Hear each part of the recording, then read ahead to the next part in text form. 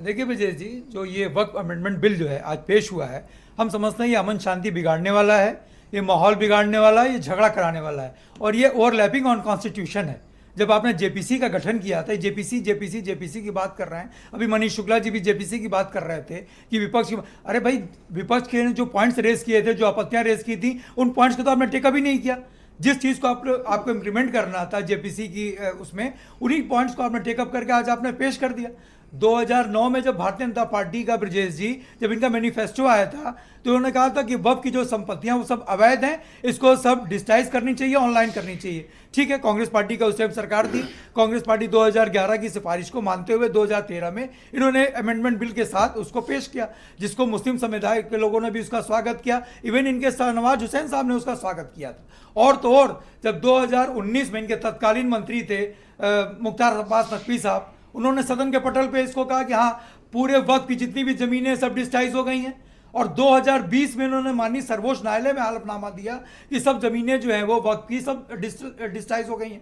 तो जब सब डिजिटाइज हो गई तो फिर ये संपत्ति का ब्यौरा किससे मांग रहे हैं? ये संपत्ति का ब्यौरा कौन देगा इनको? तो ये देखिए, 10 साल से इनकी सरकार थी, आज 11 साल हो गया इनकी सरकार की, ये तीसरा टेन्योर है इनका, तब इनको याद नहीं आया। तो फुल मैंडेट में थे, पूरी मेजॉरिटी। मुसलमानों की ये बेहतरी चाहते हैं, कह रहे हैं मुसलमानों का कल्याण होगा। और मनीष जी अभी बता रहे थे कि वक्फ होता क्या है। कितनी अच्छी बात मनीष जी कह रहे हैं। मतलब मनीष जी बता रहे हैं मुसलमानों को उनको पूरी कि भाई वक्फ क्या होता है। उनको पूरी तरह देखिए अभी जानकारी नहीं है। मुसलमान परेशान है और कि मनीष जी को उनके बारे में उनसे ज्यादा पता है। देखिए ब्रजेश जी, पहले तो ये हिंदू, आपको ये बात चिंता नहीं देती? ये देखिए, अगर मुसलमानों के बारे में वही जान लेंगे तो आप लोग क्या करोगे? हम आपको बता रहे हैं, हम कह रहे हैं कि पहले हिंदू मुस्लिम में लड़ाई लड़ाते थे ये, फिर हिंदू हिंदू से लड़वाने लगे, अब मुस्लिम मुस्लिम में लड़ाई कराने का काम कर रहे हैं। जो हमारे महाकुंभ में स्टैंपेड हुआ, आज तक आंकड़ा नहीं दे पाए, क्या वो हिंदू नहीं थे या वो सनातनी नहीं थे? उनके परिवार को उन्होंने क्या किया? और आज मुस्लिम ये ना मुस्लिम के रहेंगे ना हिंदू के रहेंगे। जो आदमी सब नाव पे बैठता है ना, वो कहीं का नहीं रह जाता है। और एक चीज, अगर मुसलमानों के खिलाफ कुछ हो रहा होता तो जयंत तो बोलते कम से कम। उसका परिणाम इनको आगे दिखेगा। जो भी लोग हैं ना, आने वाले समय में इन लोगों को खुद परिणाम भुगतना पड़ेगा उस चीज का। आप उकसा रहे हो मुसलमानों को उनके खिलाफ। मैं किसी को नहीं उकसा रहा हूं। ये बात हिंदू मुस्लिम की है ही नहीं, ये बात हिंदू मुस्लिम की है नहीं। अगर आप गलत चीज लेकर के आओगे, देखिए बीजेपी की मंशा। सर 10 सेकंड बचे, समाप्त करो सर। 10 सेकंड हमको इतना कम समय देंगे? सर आप बोल चुके सर, 2.5 मिनट से बोल रहे हो, हमको इतना कम नॉन स्टॉप बोल रहे हो। और आप प्लीज कंटिन्यू। और ब्रजेश जी, आपको बता दें, भारतीय जनता पार्टी को संपत्तियों से, प्रॉपर्टी से बड़ा प्यार। इस तरह तो कोई लोकसभा अध्यक्ष से नहीं लड़ता जैसे आप लोग हमसे लड़ते हो। और आपसे मैं किसका टाइम काटूंगा? आपसे हक से लड़ते हैं हम लोग, आपके ऊपर हम लोग का हक है, क्योंकि आप एक आईना है। और आपसे बता दें, रहा सवाल संपत्तियों का, हमारे भाई बैठे हुए एसबीएसपी के प्रवक्ता हैं, इन्हीं के माननीय राष्ट्रीय अध्यक्ष जी ने सोनभद्र में कहा था, मंत्री रहते जो जमीन सरकारी है वो जमीन हमारी है। तो अब आप समझ लिये उसके ऊपर तो विचारों का नहीं तो उस पर तो कुछ तो इनकी मनसा देख। अब आप इनकी मनसा, ये कौन सी गलती है? अब ये कौन सी गलती है? ये कौन सी गलती है? मैं इनकी मनसा, मैं इनके सरकार, देखो राजभर जी को स्पेस समय देता हूं।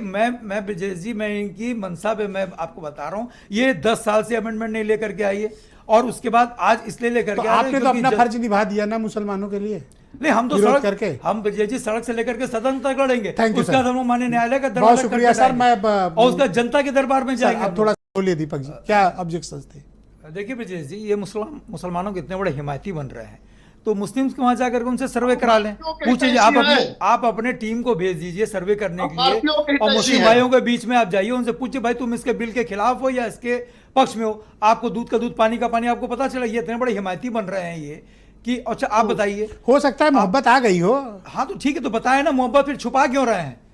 एक तो बता भी रहे, एक तो बता भी रहे, दूसरी तरफ छुपा। एक सेकंड मनीष जी प्लीज। उत्तर प्रदेश, मनीष जी आपके बीच में कोई नहीं बोला, आप सर संयम रखो। आप please wait sir, please wait, बोलने दो। मुस्लिम भाई बहन का प्यार चला रहा है, इसीलिए रोक नहीं पा रहे हैं। उत्तर प्रदेश में कितने मुस्लिम डीएम हैं, कितने मुस्लिम कप्तान हैं उत्तर प्रदेश में? इतने बड़े हिमायती हैं। और आपको बता दूं, ये जो 22 सदस्यीय जो वक्फ बोर्ड बनेगा, 22 में 10 मुस्लिम होंगे, 2 महिलाएं होंगी, बाकी सब गैर मुस्लिम। आज clarity they the home minister ने कि कोई गैर इस्लामिक नहीं होगा।